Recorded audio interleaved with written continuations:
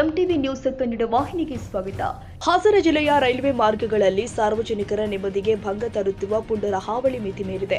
March 2, 2026 ಅರಸೀಕೆರೆಯಿಂದ ಹೊರಟ Hassan Mysuru express ರೈಲು ಸಂಖ್ಯೆ 16226 ರೈಲಲ್ಲಿ ಅಮಲಿನಲ್ಲಿ ಇದ್ದ 3 ಪುಂಡರು ನಡೆಸಿದ ಅಸಭ್ಯ ವರ್ತನೆಯಿಂದಾಗಿ ಪ್ರಯಾಣಿಕರು ಅಕ್ಷರಶಃ ಹೈರಾಣಾದ ಘಟನೆ ಜರುಗಿದೆ. ಹಾಗಿದ್ರೆ ನಡೆದಿದ್ದೇನು?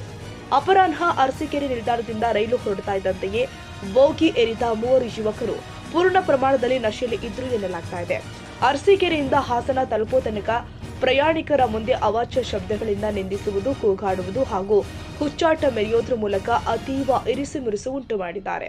ಇವರ ವರ್ತನೆಯಿಂದಾಗಿ ಸಹನೆ ಕಳೆದುಕೊಂಡ ಬೋಗಿಯಲ್ಲಿ ಇದ್ದ ಸಾರ್ವಜನಿಕರು ಹಾಗೂ ಯುವಕರು ಸೇರಿ ಆ ಪುಂಡರಿಗೆ ತಕ್ಕ ಪಾಠ ಕಲಿಸಿದ್ದಾರೆ. ಪ್ರಯಾಣಿಕರಿಂದಲೇ ಸರಿಯಾದ ಧರ್ಮದೇಟು ಬಿದ್ದ ಬೆನ್ನಲ್ಲೇ ರೈಲ್ವೆ ಪೊಲೀಸರಿಗೆ ಕರೆ ಮಾಡ್ತಾ ಇದ್ದಂತೆಯೇ ಗಾಬರಿಗೊಂಡ ಪುಂಡರು ರೈಲು ನಿಲ್ದಾಣ ತಲುಪ್ತಾ ಇದ್ದಂತೆಯೇ ಅಲ್ಲಿಂದ ಪರಾರಿಯಾಗಿದ್ದಾರೆ.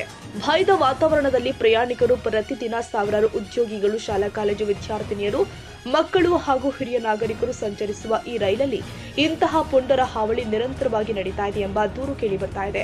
ಕುಡಿದು ಬೋಗಿಗಳಲ್ಲಿ ರಂಪಾಟ ಮಾಡೋದ್ರಿಂದಾಗಿ ಮಹಿಳೆಯರು ಮತ್ತು ಮಕ್ಕಳು ಭಯ ಭೀತಿಯಿಂದ ಓಡಾಡುವ ಪರಿಸ್ಥಿತಿ ನಿರ್ಮಾಣವಾಗಿದೆ ಅಂತ ಪ್ರಯಾಣಿಕರು ತಮ್ಮ ಆಕ್ರೋಶ ವ್ಯಕ್ತಪಡಿಸಿದ್ದಾರೆ.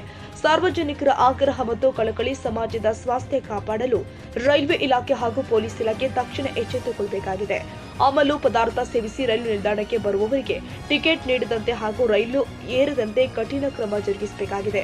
ಪ್ರತಿ ರೈಲಲ್ಲೂ ಕೂಡ ಪೊಲೀಸರ ಗಸ್ತು ಹೆಚ್ಚಿಸಬೇಕು ಹಾಗೂ ಅಸಭ್ಯ ವರ್ತನೆ ತೋರುವವರ ವಿರುದ್ಧ ಸ್ಥಳದಲ್ಲೇ ಕಾನೂನು ಕ್ರಮ ಕೈಗೊಳ್ಳಬೇಕು. ಇಂತಹ ಪುಂಡರನ್ನ ಕೇವಲ ದಂಡ ವಿಧಿಸಿ ಬಿಡುವ ಬದಲು ಅವರನ್ನ ಕಡ್ಡಾಯವಾಗಿ ರಿಹಾಬ್ ಸೆಂಟರ್ಗಳಿಗೆ ದಾಖಲಿಸಿ ಸಮಾಜದ ಮುಖ್ಯವಾಹಿನಿಗೆ ತರುವ ಪ್ರಯತ್ನವಾಗಬೇಕು.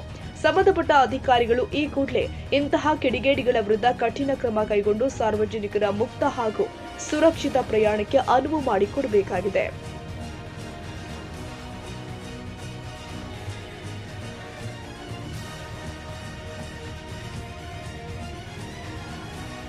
ತಾಜಾ ಸುದ್ದಿಗಾಗಿ ಎಂಟಿವಿ ನ್ಯೂಸ್ 24x7ಗೆ ಸಬ್ಸ್ಕ್ರೈಬ್ ಮಾಡಿ ಮತ್ತು ಬೆಲ್ ಐಕಾನ್ ಅನ್ನು ಒತ್ತಿ. ತಪ್ಪದೇ ಲಿಂಕ್ ಶೇರ್ ಮಾಡಿ.